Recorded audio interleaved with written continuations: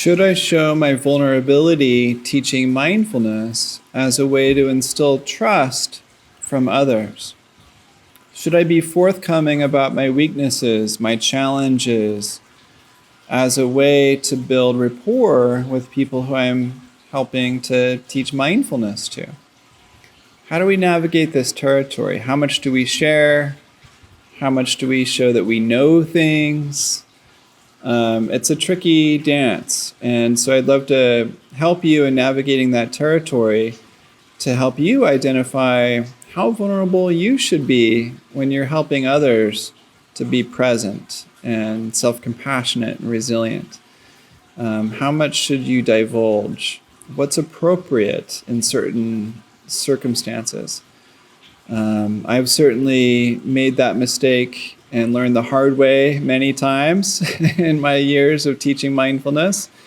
I've taught for the mindfulness program born at Google. I was a monk for a couple years in the Buddhist Thai tradition. I was at Spirit Rock Meditation Center for 5 years full-time, supporting Jack Kornfield and a lot of the senior teachers there. And I've seen other teachers kind of navigate this territory very differently. Some teachers are very closed off and they don't really show much persona or personality or, authenticity, quite frankly. They kind of play a role as a guru, if you will. Other teachers are the opposite, where they're very loosey-goosey. Maybe they might go into the deepen on divulging everything and sharing maybe too much about their insecurities, their shortcomings, their bad habits. Where it's like, wait, why am I learning mindfulness from you? What's going on here? Should I be teaching you how to be mindful? Most mindfulness teachers are a little bit in the middle, where they're themselves, they're authentic.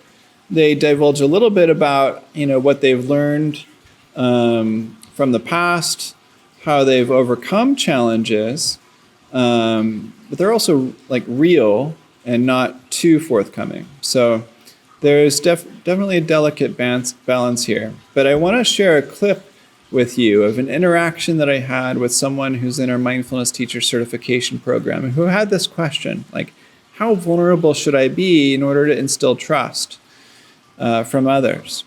Do we need to be vulnerable to get trust? It's a tricky terrain here. So I'd love to share this clip with you of a raw, impromptu interaction with someone who had this question. I want to share my thoughts on this and get your feedback. Does this resonate with you? How vulnerable are you when you teach mindfulness? How vulnerable do you want your teachers, your mindfulness and meditation teachers, to be in sharing their own life story?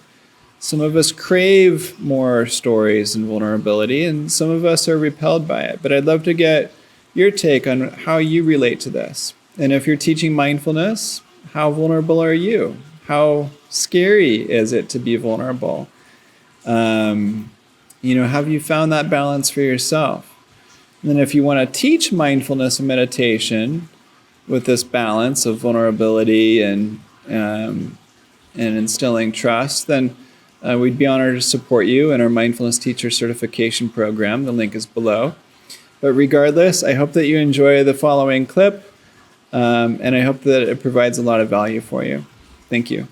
Yeah, there's so much to unpack with trust and what trust is or what it means, and then there's parallels with confidence, faith. For me, reading the book Loving Kindness was really helpful for sensing into the layers of trust, which for me over the years is less and less in the head and more in the heart. I think it's really easy to think of trust as sort of a logical analysis. For me, trust exponentially increases if it's felt in the heart. If it's hard to trust, often there's, repair work that can be done.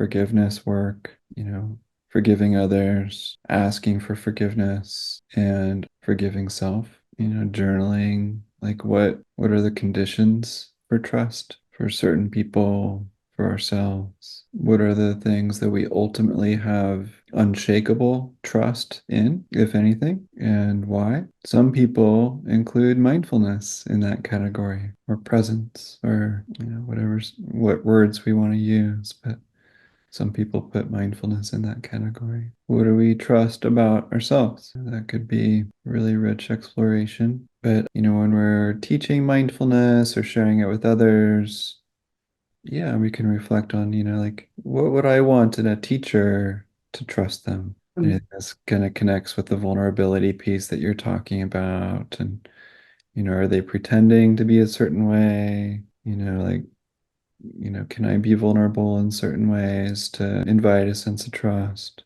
Not to be overly self-deprecating, but to be real. And, some mindfulness teachers will kind of fake it till they make it, in the sense that, like, they feel like they need to be a certain way. They need to be like a famous mindfulness teacher they like, or they need to, I don't know, be like a monk, or they need to kind of be perfect in how they move, and you know they need to be calm all the time and smooth and all that stuff, and people can usually tell that they're faking it.